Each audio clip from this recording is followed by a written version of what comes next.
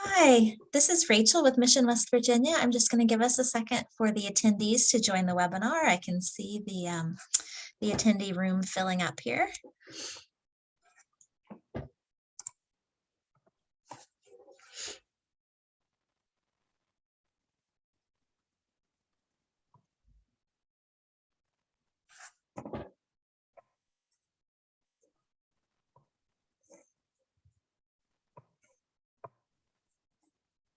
Okay.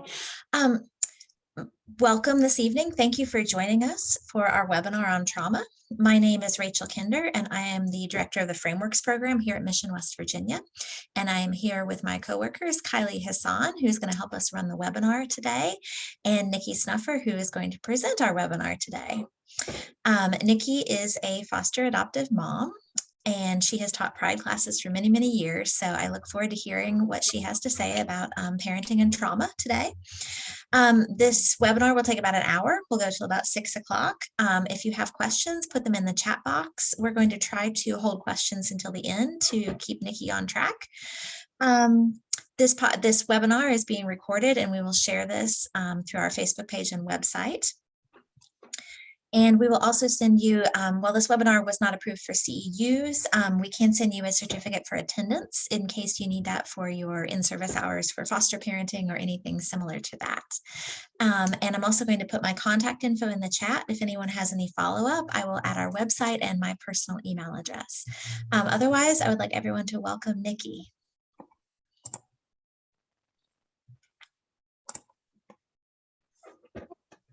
Hey everybody, thanks for joining us tonight for a little bit of just information on trauma, some tips and stories just to kind of help you feel a little less alone out there.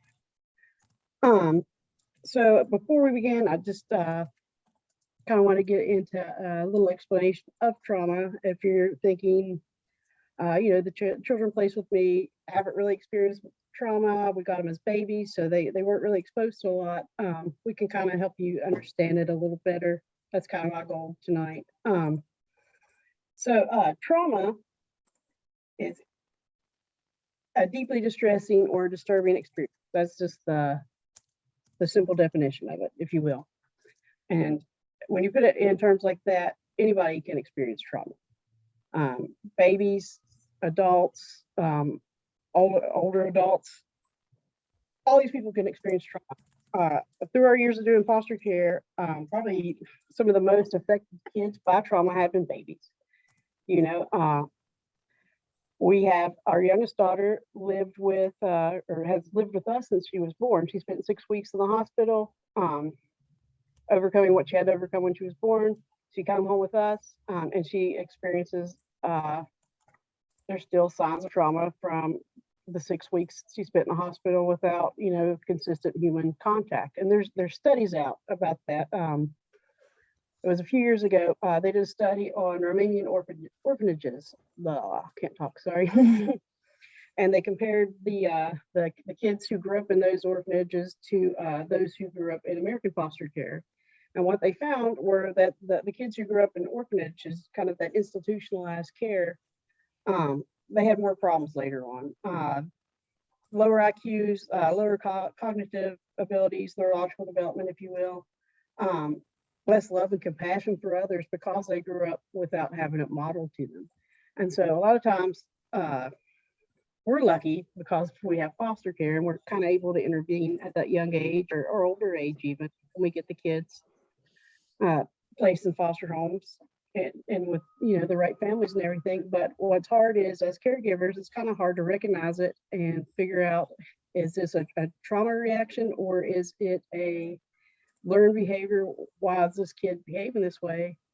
And hopefully I can kind of help you identify things just a little better, if not just kind of make you feel better about some of your own experiences.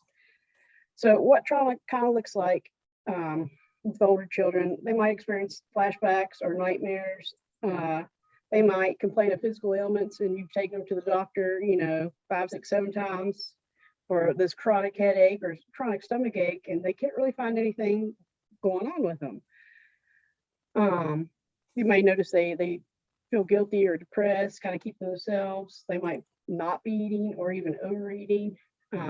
which, with teenagers, that happens a lot anyway. So it's kind of important to kind of keep an eye on that too. And 6 to 11-year-olds, they may lose interest in their friends. They don't have nightmares, be moody because they're having nightmares, right? Or just be moody in general.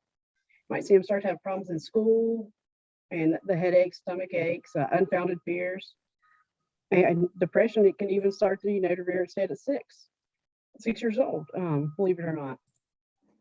In toddlers, they might be excessively fearful of new things. They don't want to do it. They'll be super clingy to certain caregivers. They may show regressive behaviors such as wetting the bed or sucking their thumb, and or just overtly crying about everything. And I'll tell you, with my kids, I always like to use my kids as an example because that's where my knowledge comes from. The frontline battle experience, as we like to joke about. But I have a daughter who moved in with us when she was 2, and when they were first placed with us, anytime I'd walk into the room, she would scream and cry and run away from me. And she was truly afraid of me for no reason. I just met her. I just, come here, let me hold you. She wouldn't come to me. And she'd always go to my wife, Eliza. And she would bury her head in Eliza and not look at me and cry tears. And we couldn't figure out why. And so luckily she had siblings, because she couldn't talk yet. She had some delays, but and the siblings were kind of thinking about it, in their cute little way. And they said, you kind of look like our first foster mom. She wasn't very nice to her. I said, oh. And we kind of put it together that way. We were lucky because we were able to put the pieces of that together pretty quick. And so I had to reassure myself, to my daughter, hey, I'm not her. I'm a different person. I'm not going to hurt you, I promise. And it took years and years and years of doing that. And even to this day, she's 11 now. And we have a much better relationship. She doesn't cry when I go into the room, but she will go to my wife before she'll go to me if she has a problem. She won't directly come, and she's still kind of shy with me. So we're still dealing with things from that stemmed when she was 2 years old. And she was, younger than 2 when she lived with that foster parent, because she didn't go directly from them to us. There was a foster home between. So kids hold on to things. So if you're maybe starting to think, okay, maybe I can start to see it, my kids they may be experiencing trauma. And the important thing to remember about trauma, and I wrote this down so I wouldn't forget to say it, but just because it's not something major to you doesn't mean it's not something major to them. It doesn't have to be something that you would think that would be traumatic. They don't have to witness a grisly murder in front of them to be traumatized. It doesn't have to be an event like that. It could be something as simple as, being removed from their parents' house. Or maybe, there's grandparents here who've had the kids their whole lives, but now CPS is involved. So now that's a change to the schedule. And something as little as that could be traumatizing to them. So there doesn't have to be a major event for a kid to experience trauma, if that makes sense. If you're one of those foster parents out there, kinship relatives that are feeling alone, the statistics I just looked up is about 93% of kids in foster care have experienced some type of traumatic incident. So you're not alone. You're not alone at all. Okay. So that's just a little background on trauma, kind of that gets you the right mindset. So when we talk about trauma, we always got to start. I always like to start with that fight, flight, or flee response. And we've all heard of fight or flight. Fight or flight. I'm talking too quick, sorry. Response. It goes back to the days of our ancestors when they were cavemen, when they're going along the trail or whatever it was, and they run into a predator and you kind of freeze, right? And so that fight or flight's what kept them alive. They'd either run away or they'd fight whatever it was. We're the same way. I use the example, I'm super scared of snakes. Definitely afraid of them. I don't know if anybody on board with this is afraid or not, but if I see a snake, that snake is on my mind for a few days. If I'm going out to check my mail and there's a snake laying in the path, I'm not checking my mail that day. I'm going to turn around and go right back in my house. Because to me, snakes are traumatizing. I'm just that afraid of snakes. And if I were to go out to get my mail the next day, I'd still be thinking about that snake, thinking about the snake. Am I wrong? No, and a lot of people are like that. Let's say a week or two goes by and I go out to get my mail and I see a stick laying in the path.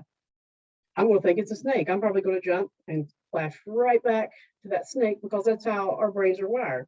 If if there's something that reminds us of something that we're scared of, a trigger, which we'll get to that in a minute, we're going to go right back to that moment where we were in that danger. So for me, a trigger, just a hypothetical trigger in that situation will be a stick. A stick's going to make me think of the snake. I'm going to think of the snake and I'm going to freak out again.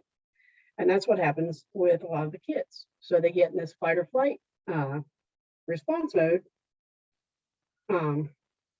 which is kind of what happens when, they're maybe placed with bio parents or in whatever situation happened to have that trauma. And they go this fight, flight, or flee mode. And it's like a little switch gets flipped in their head. So when they hit that, their brain sends signals to all their limbs. They get a big adrenaline rush, right? Heart rate goes up. Their pupils might dilate. They start to shake a little bit. You kind of get the dry mouth. I mean, you've probably all experienced an adrenaline rush before. It's the same thing. So they get this big rush of adrenaline because their body's telling them, hey, run away, or hey, fight back, because something's happening. And it takes about 20 to 60 minutes for their bodies to kind of reset back to level. What happens with some kids in bad situations is they kind of stay in that fight or flight mode. So they stay with this big adrenaline rush because they need to escape or they need to get to safety. And it's kind of overloading their minds and their bodies. So they stay like this. And after years of going through this, it's hard to kind of help them reset themselves, especially if they are used to being in a constant state of fight or flight, if that makes sense. So our jobs as, their parents is to start showing them modeling behavior to help them kind of flip that switch back and relax a little bit. Hey, let's stop this fight or flight mode. Let's help you calm down. Let's learn some techniques. And the best way to do that, as always, I always say this, is with consistency, right? Forming attachments, healthy attachments, getting them in a consistent schedule and helping them get through that. But the problem that comes is now that they're safe in homes with you, they're away from that situation or whatever it was that led them to be in foster care. And so now they're home with us and they're safe, right? But what happens when they go and see that stick in the path? The thing that reminds me of the trauma, when there's triggers. So what happens? They go right back to that mind frame of when they were the same mindset that they had when they were experiencing the trauma the first time. It's kind of like a soldier would do with PTSD. And these kids are experiencing PTSD. It's exactly what it is, but it's in kids. And luckily, for the past 10 or so years, 10, 15 years, we finally came to recognize that. But it's taken us a little while to kind of recognize that. So these little ones and big ones too, teenagers are the same way. They have the same triggers. They can experience these trauma triggers or reminders. Because again, it goes back to the way our brains are wired. Your brain doesn't want you to forget something scary that happens because it wants you to survive. You go back to those basic instincts that our ancestors had to keep them alive. They're not thinking of, hey, I'm sitting in school. This isn't. I'm not in that traumatic situation. They're thinking, I need to get out of here and survive. So what may happen with these triggers? It could be something simple. It could be dinner time. Maybe something happened before and it was around dinner time. So every night dinner time, they start acting up. It could be something like bedtime. It could be something like you sitting on their bed. With one of my daughters, that was her trigger, and we didn't know for the longest time. And she probably suffered from it the worse than her siblings did. When she was about 8 years old, she got in a little bit of trouble before school.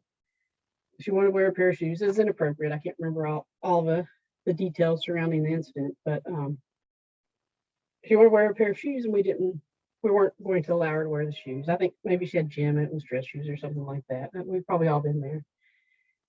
And she got really mad and threw a tantrum. And so my wife told her, hey, go in there, sit on your bed and calm down for a minute. And I came out and I was like, you kind of had to run down what's going on. I said, okay, I'll go in and talk to her. We'll just explain to her, you don't wear dress shoes to gym class. It's not going to work. They don't allow it. So I went in and she was sitting on her bed and she had her hands kind of dug in like this, not looking around, knees up, sitting up, kind of curling the ball. And I sat on the end of her bed and I started going into an explanation. Hey, listen, you can't wear dress shoes to gym class. You're going to scuff up the floor. It's not appropriate.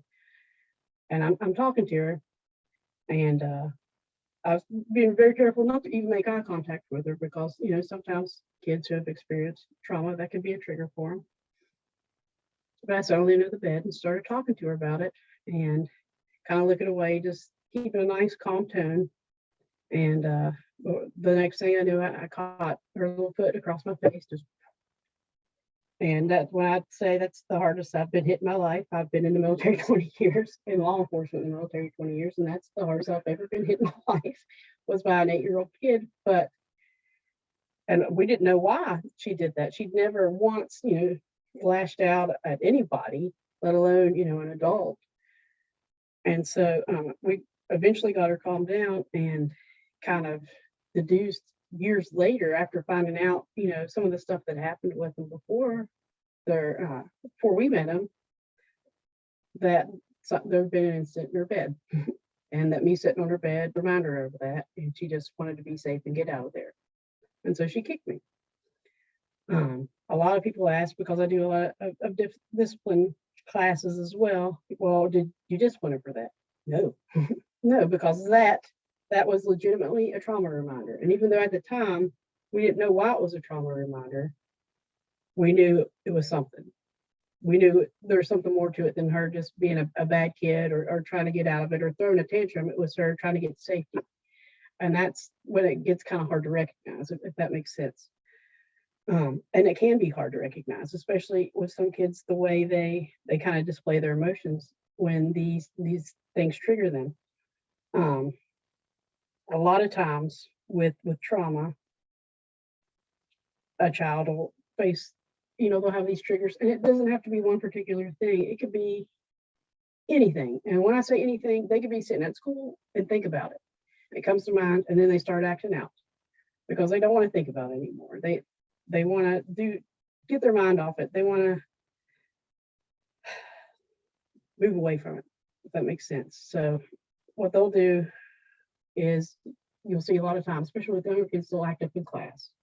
They can't concentrate because they start thinking about that trauma, and they don't want to think about it. So they try to do something else to get their mind off of it. Let's attract attention of our classmates. Let's get the teacher to get on me so I can concentrate on that instead of thinking about this other stuff that happened to me. And a lot of times these kids will get in trouble at school, or they'll get stuck thinking about the situation. They'll have a hard time concentrating. And so that's why the grades start to go down a lot of times, is because it's hard to concentrate. It's hard to control your emotions when, these big things happen to you, these big incidents. So they'll have trouble in school. Some people describe it as, freezing or zoning out or just kind of staring off. And, we've seen it all. I've seen a lot of it. And so that's kind of the reason they do it, is because they just need to go away from it. That's the coping skill they've learned. And that's how they've dealt with it up to this point in their life. And sometimes what happens is, because what it's similar to, especially in younger kids, kind of the symptoms of trauma, because of that hyperarousal or hypervigilance, it gets kind of compared to the symptoms of ADHD. And it does happen a lot. So that's why I always recommend, if you have a child who you're pretty sure is experiencing like trauma triggers or experienced trauma reminders, you definitely need to take them in for professional evaluation, because a lot of times they get misdiagnosed with ADHD. If anybody's ever gone through it, like I said, in recent years it's gotten so much better, but it's still something that happens from time to time. Again, not as often now, but it's something that has happened because the symptoms are so similar. They get the incorrect diagnosis of ADHD because they are displaying symptoms of it. Grades are down. They're hyper at school. They can't concentrate. Usually they either talk a lot or not at all, which is what it is. But our experience with it is, they always, the psychologist, psychiatrist, whoever will send the paper home, and you just mark off the symptoms that they're experiencing. They send the same thing to the teachers and other adults in their life. And then when they look at it, oh, these are all symptoms of ADD or ADHD. And you just have to be real careful that they don't get misdiagnosed with ADHD if they truly don't have it because of these trauma triggers. A lot of people will also see these children as being manipulative. I get asked a lot of questions. I think they're manipulating the situation. I think this is learned behavior that they've learned from their parents and that they're taking advantage, right? I'm going to just assume a lot of you are nodding your heads yes, because it's something I do hear all the time. And that is a fine line with manipulative behavior. It really is. You kind of have to place yourself in that child's shoes. Let's say their parents were on drugs, for lack of a better way to do it. That seems to be one of the more common things that happens with parents these days. So maybe they just live with one parent, maybe they live with both, who knows? We'll just say parents were doing drugs and parents were more concentrated on the drugs more than they did their children, the neglect. And so in order to get their parents' attention, they have to act out a little bit. Well, if parents are doing drugs, depending on what type, they're probably going to have to act out a lot to get that attention, right? So that's how they're used to getting attention. Maybe they have to say to their parents something sensational to get their attention. And so they kind of learn to make up stories. Maybe they hear their parents tell stories to other people and see their reactions, and they've learned that, right? That falls back to discipline. Is it wrong to discipline a child who has been exposed to trauma? It's not, because what kids need is consistency. So I'll explain it this way.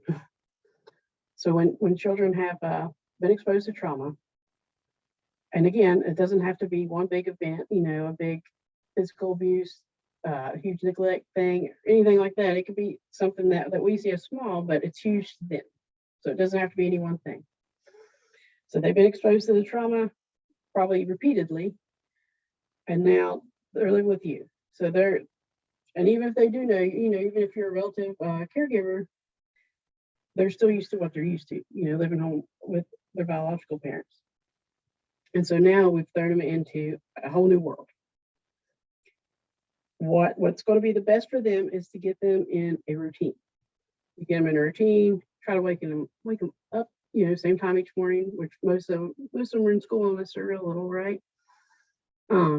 Get them off to school, have dinner at the same time every day, showers at night, bedtime at a good time for their age, and try to keep them on schedule like that.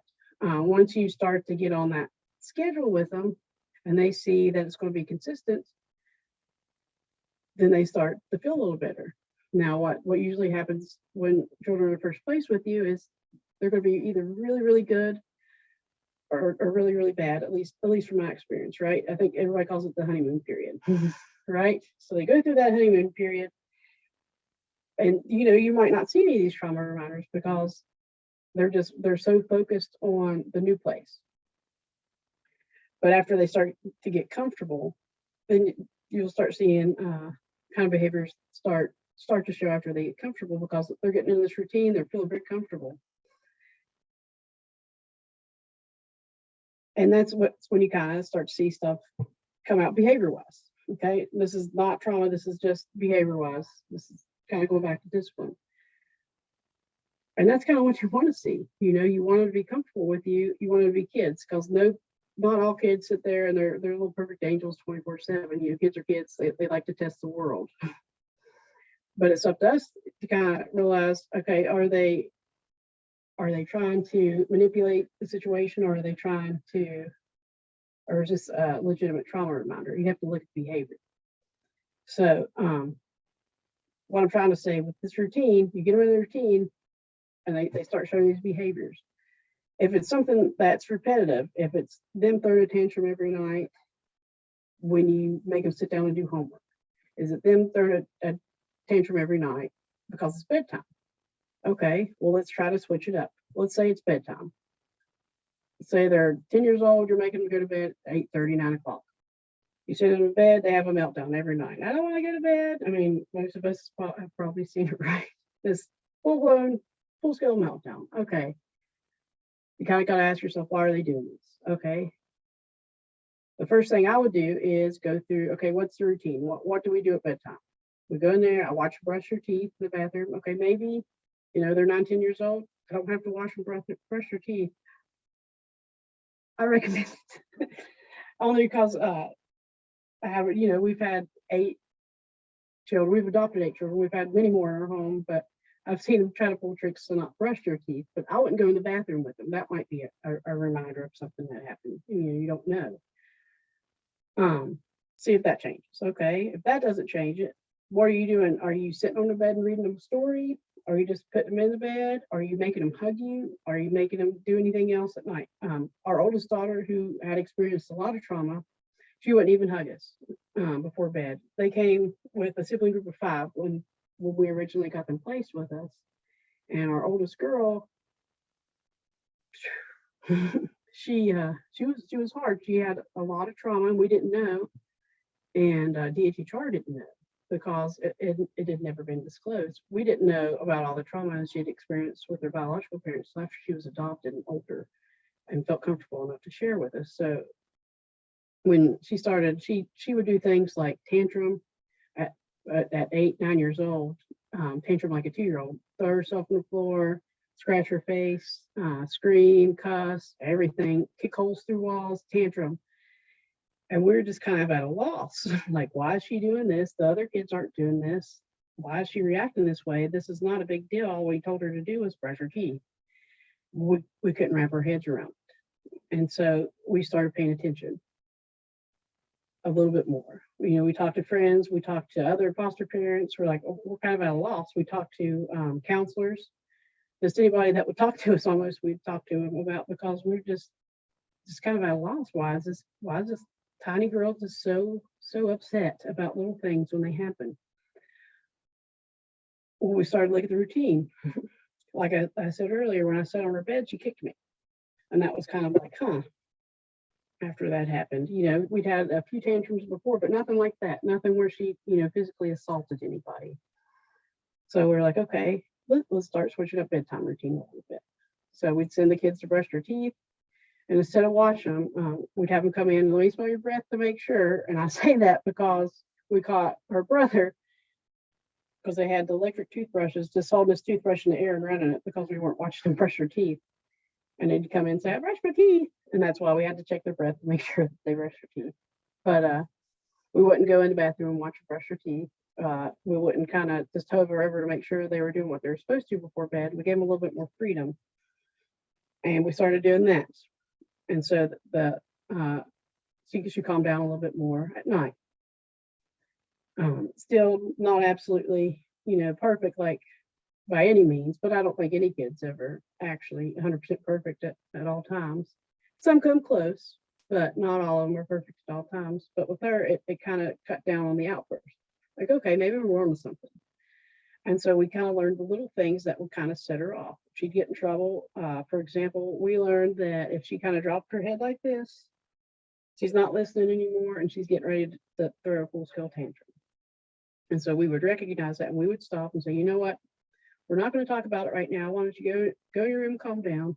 And you come out and talk to us when you calm down a little bit. And sometimes she'd stomp off and grumble, but she wouldn't throw a tantrum. She wouldn't throw herself on the floor and rake her face and make herself bleed or punch holes in the walls, which was a step up, right? A huge step up. So we went from having those, knock down, drag out tantrums 3-4 times a week to having them once a week, because we started to recognize the signs and the triggers that were setting her off. And then we went from once a week to maybe once a month to now she's 17 we have maybe one every 2 years, which is a huge improvement, which is, you know, where you want your kids to be. You want them to be able to go out in society and function and not have these trauma triggers set them off every couple hours, every couple days, because eventually they will learn to cope with it, but it does take professional help with that. And it takes a lot of work on your part. It's not for the lighthearted, that's for sure. But it goes back to that attachment too. She's not a hugger. She's still not a hugger. She never was a hugger when she was a kid, but we would offer. You know, we send them to bed. The kids will all come hug us. With Addison, you want a hug? Nope. Okay. Well, we love you. And she'd just look at us, go to bed, not say anything back. But we did it every night, consistently, every night, just like clockwork. Ask her if you want a hug. You want a hug? Nope. Cool. Good night. We love you. Look at us, go to bed. And eventually she started telling us good night back. Then eventually she started to tell us she loved us back. And then she'd beat us to the punch now. Now she beats us to the punch. I'm going to bed. I love you. Good night. When she was 8, if you'd have told me that when she was a teenager, she would do that, I would not believe you. I'm telling you. And it's great to see. It's been great to watch her transformation, but it's taken years and years of work. It's not overnight. It's a long game. For lack of a better way to put it, kids with trauma, helping them work through it, helping them work through their trigger, you know, it's a very long-term game with some kids. You know, some kids, a few weeks of having that consistent, you know, rules, we're going to eat every night kind of consistency, it really helps settle down those triggers. But with some kids it takes years, and then some kids it's really hard to figure out what those triggers are because they won't tell you because they don't know. A lot of times they don't realize it. It could be something as simple as they smell the cologne that reminds them of, you know, the biological parent that abused them. It could be something like as simple as that, and they smell that cologne on someone else and it sends them right back to when the abuse happened. It could be a time of day because, you know, something could, you know, that time of day could remind them of an event and they go right back to it. Something we always did is if our child was experiencing a PTSD-like moment, anything that was said in that moment, we just kind of threw it out the window. So with our oldest daughter, like I said, she broke a lot of rules, and we had very clearly defined rules of the house. Here's the rules, and the kids helped us come up with the rules as well. We'd set the rules, made sure each of the kids understood the rules, and then when they broke the rules, there'd be consequences. Now, with our oldest daughter, that was one of her triggers, was getting in trouble. If she get in trouble, she automatically assumed, I don't know, that she was just going to be just grounded for the rest of her life, that we were going to beat her to death, even though we've never spanked any of our kids once in their life. And just, you know, doom and gloom because of what happened in their past. So if we started to get onto them for breaking a rule, she would go into complete meltdown mode. And when she'd do that, you know, she'd kick holes in walls, she'd cuss us out and tell us all these terrible things. But once it was over, it was over. So she'd still be in trouble for whatever she did that broke the rule. But the stuff she said when she was experiencing, you know, that PTSD moment, she wasn't in trouble for that because she wasn't hurt during that time. And that's something that's kind of hard to differentiate with a kid maybe that you don't know very well, but as time progresses, you'll be able to know, you know, if this is a legitimate, they're not them right now, or if this is, okay, they're mad at me and yelling, they should have better control than that. You just kind of got to know your kid, if that makes sense. So, yeah, trauma is very difficult, and what I would recommend to anybody that's doing foster care or kinship care or anything, reach out to your peers, reach out, you know, talk to your social workers. You could call Bishop West Virginia, talk to me. You got to find some type of support system, otherwise you're going to get lost in it because it's a hard, tough thing to navigate through. If you take your kids to counseling, go to counseling, talk to their therapist. Hey, is there anything I can do to help them out? Is there anything you've noticed? I always recommend people keep a journal, and not like a dear diary, this is what's going on in my life. No, keep something, this date and time, this is what we did, this was what happened. You know, we were eating dinner, and you might have to be super specific with what you're putting in the journal. We had chicken, you know, mashed potatoes and green beans, and 8-year-old son threw his plate across the table, broke it on the wall, whatever it is, because it might be something that triggered that response. You don't know. But if you start keeping a journal each day about what happened, again, because it goes back to that, it's a lot of work to help kids work through trauma, then you might start to identify a pattern that way, because sometimes you might not see it. It might not be that easy surface, drop their head down, give you that evil look. It might be something like we gave them chicken for dinner and that reminded them of something that happened when they were little. As simple as that. It could be, like I said, anything. It could be you raising your voice. It could be an animal. The triggers, like I said, are hard, and there is a lot of anger. I see it pop up in the chat. Anger issues are a whole triggers are big. Anger issues are a whole different animal once you get to that point with them. But the trauma triggers are hard to identify, especially at first, especially when they first move in and you start seeing this. Like I said, we got the sibling group of 5. We had a nice long honeymoon phase with these perfect 5 little children. I don't understand why they've been through so many foster homes. This is crazy. And then the other foot dropped, right? Because we set rules and a little rule got broken and a big meltdown happened. We're kind of like, wow, she's really overreacting to this. This is nuts.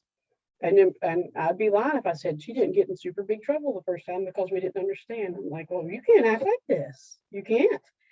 And, you know, maybe you guys have kind of gone through the same thing. And we don't act like that in our house. You just got in trouble for leaving your shoes here.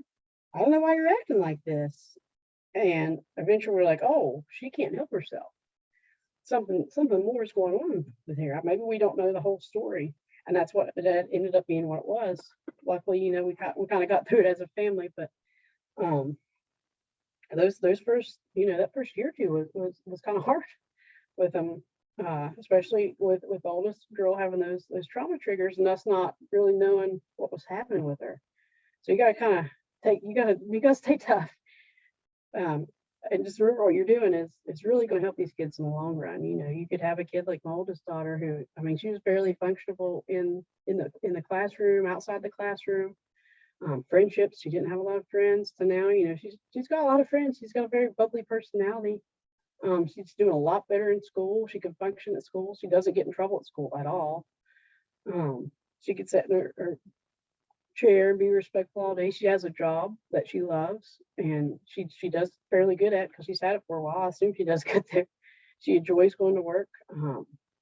She's got like friends at work, and just we know that she's going to be a highly functioning adult. She's going to have a good life because she's worked through these triggers.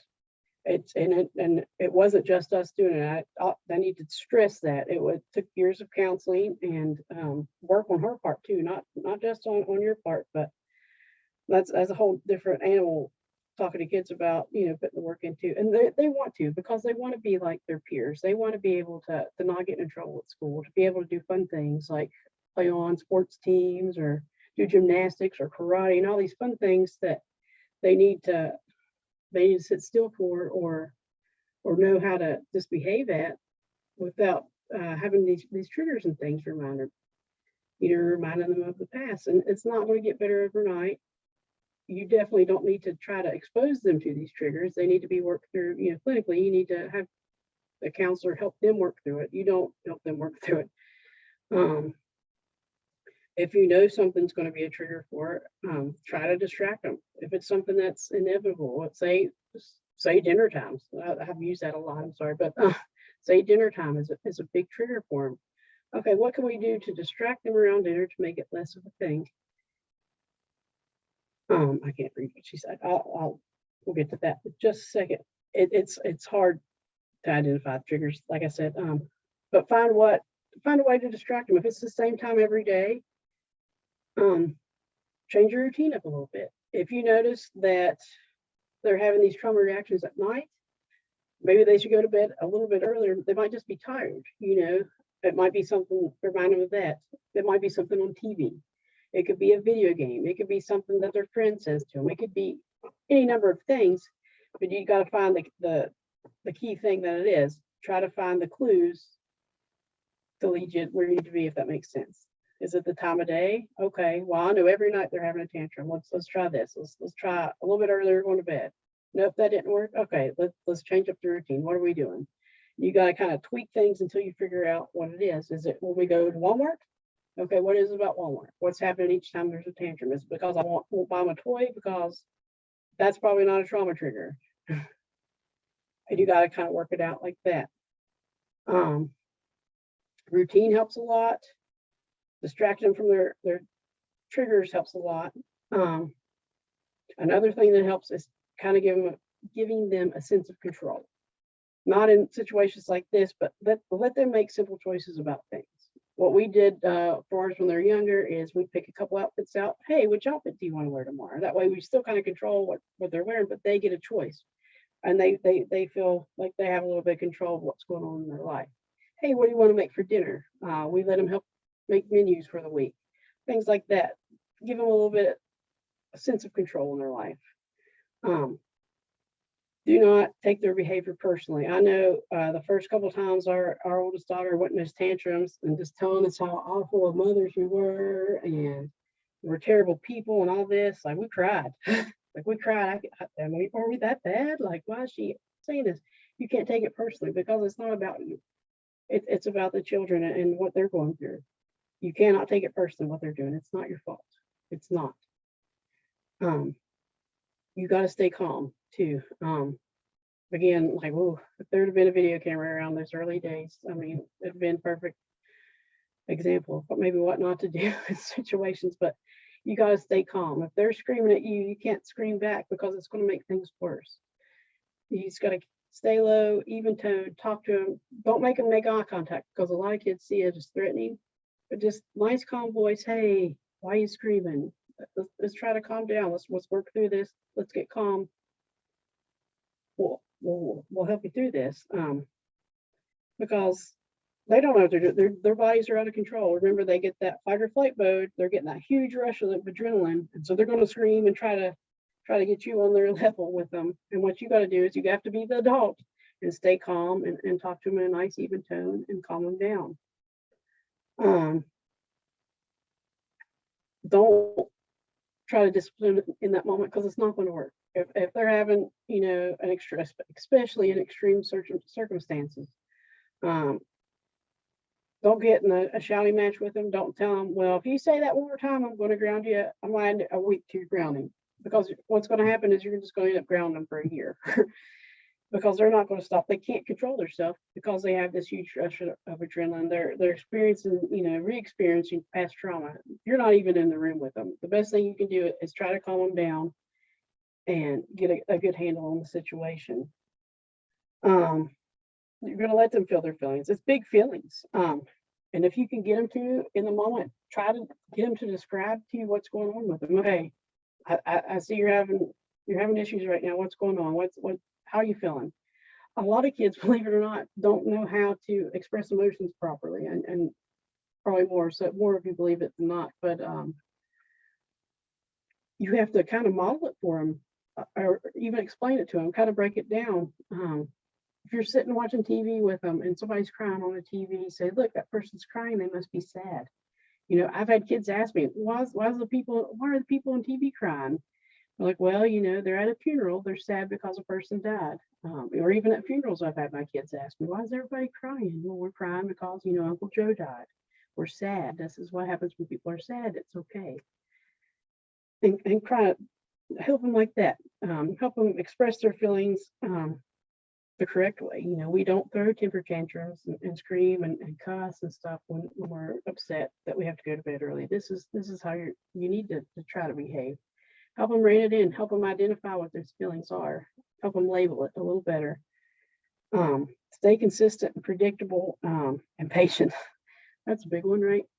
It just goes back. I always say consistency is the key with any kid. It's the key for just about anything. You get in that routine so they know what to expect. So there's not surprises for me, especially, if they're going through it hard. You don't want them to have a lot of unknown that they're going to have anxiety about. So once you get them in a nice routine and settled in, It's going to help a lot with those trauma triggers. And it's hard if you have multiple kids. I know it's hard, but you'll find a way to do it. There's always a way. If you have concerns or questions or ever struggling, ask for help. They should be in counseling. If they're having a lot of problems with trauma, you need to get them in counseling. You need to get them in trauma-informed counseling, and make sure the counselor works for them. Make sure that the counselor is somebody that they feel comfortable talking to, because if they don't feel comfortable talking to the counselor, they're not really going to work through anything, are they? I know if I don't feel like talking to somebody, I probably won't. So you got to find somebody that they're comfortable with, and that you're comfortable with as well, because you want somebody, you guys are a team. You're on the same team as your counselor and the same team as the kid, and we're all working to help them get through this experience, right? And then you have to take time for yourself. And we all always laugh when I say this, because we had 8 kids in the house at the same time, all with different levels of trauma experience in their past, all with different levels of behavior. And not a lot of people want to babysit 8 kids at one time, even their grandparents. So even if it's little ways to take a break, we'd have nights where if one of the kids had practices, I'd take all the kids to practice and let my wife stay at home for a couple hours by herself to kind of unwind for the day. And then she'd do the same thing with me the next time they had practice. And we do things like that. If we could both get a break together, we'll figure it out down the road. But right now, that's the best we got. So that's what we're going to do. So try to find little ways like that to take a break, when they're at school.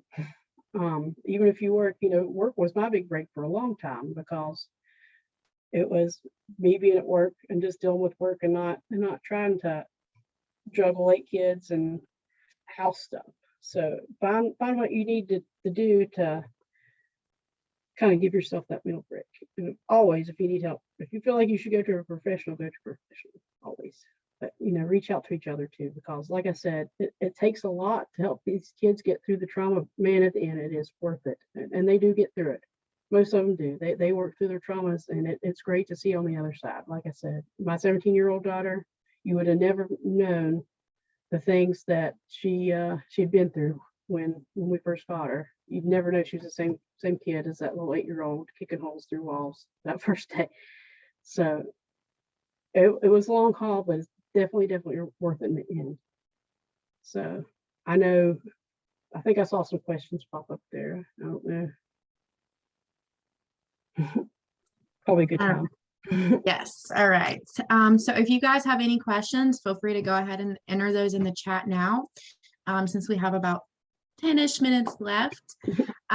We did get one question beforehand. I know you've touched a little bit about this, but we got a question that says, what are acceptable consequences for a child who's experienced trauma? This child maybe they're afraid to be left alone, or sometimes the consequences don't work or they make them worse. So what are acceptable consequences for a child who has experienced trauma? Acceptable trauma experience consequences. I can't talk tonight. You always want to make them age appropriate. I'd say do it evenly across the board. If I'm going to have consequences for another 5-year-old, then it's going to be the same for this 5-year-old that has seen trauma. But if it's something like they can't be put in a room by themselves because of the trauma they've experienced, then they can always sit in the corner of the room you're in a timeout situation. But again, some of these kids, they may have never been disciplined before. And so when you discipline them, a lot of kids try to buck the system, because that's just a normal kid thing. It's a kid that hasn't experienced trauma is going to overreact sometimes if they've never been disciplined in their life. I think I've seen it a lot. And it all goes back to that consistency. Once you consistently discipline them the same way, same consequences, hey, I said this is what's going to happen. With time, it gets a little better. Now, if putting them in a separate room is a trigger for them, you don't want to do that, but there's ways around it. You can put them in timeout in the same room with you. It's hard. Discipline's hard. Trauma's hard. Two of the hardest things about being a foster parent or relative kinship parent, in my opinion.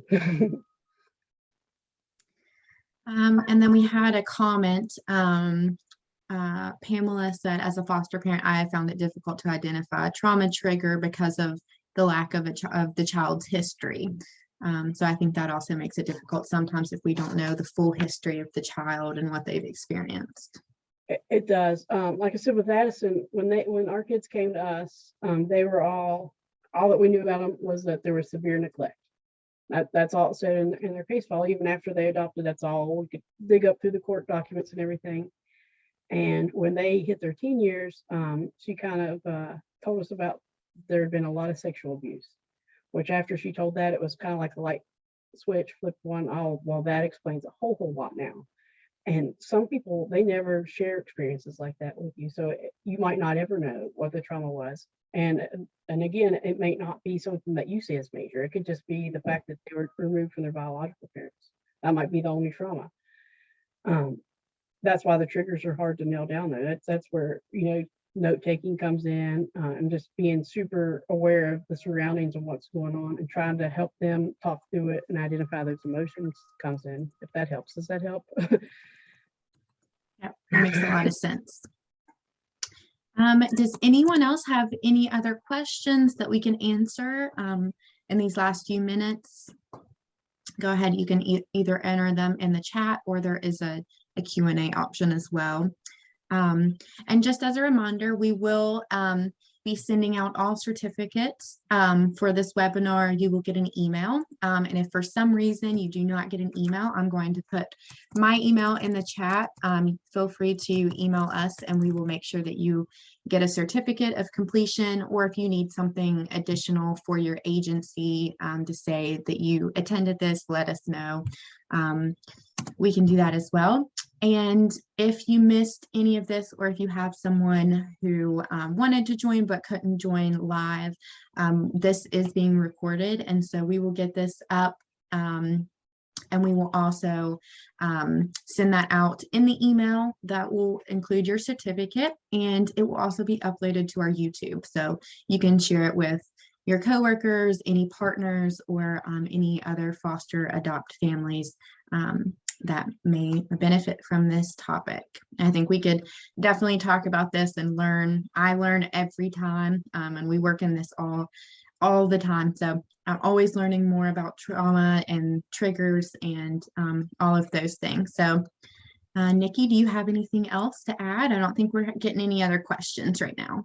Doesn't look like it. If you guys think of any questions that maybe, wake up in the middle like, crap, I should have asked this, you can email me and I'll be happy to chat with you. We probably put it in there too. It's on Mission West Virginia website, but it's in Snuffer at missionwestvirginia.org. Shoot me an email or whatever you want to do, and I'll be happy to talk to you. Oh, I see a question. We have one question, yes.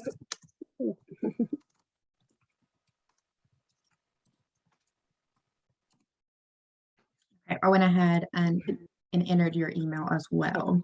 It does. So we will wait for that question. I don't know if we can unmute you. Let me see.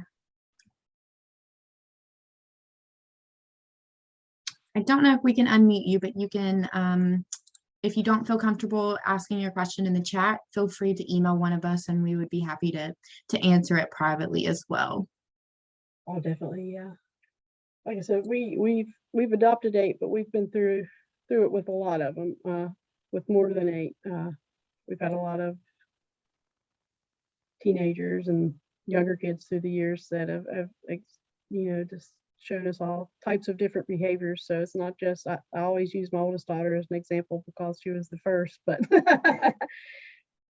and we also something just while we're waiting here, just to wrap up, we at Mission West Virginia, we offer a free resource library. So we have a resource library that includes a variety of books. We even have DVDs that are available to loan for free through our Frameworks resource library.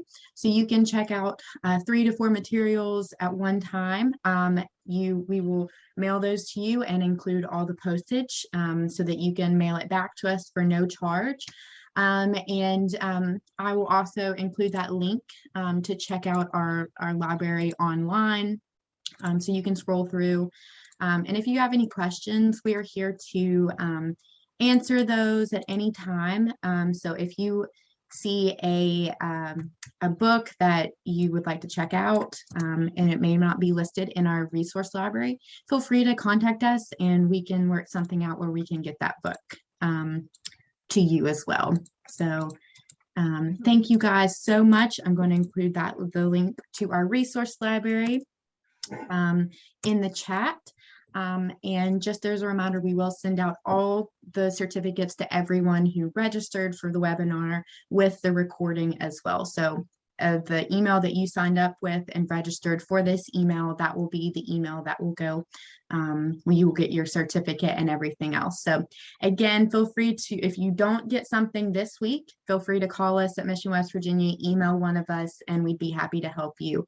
But thank you guys so much for attending. Thank you to Nikki, our wonderful presenter, and we hope you guys have a wonderful evening. Thank you. All right. Thank you guys so much.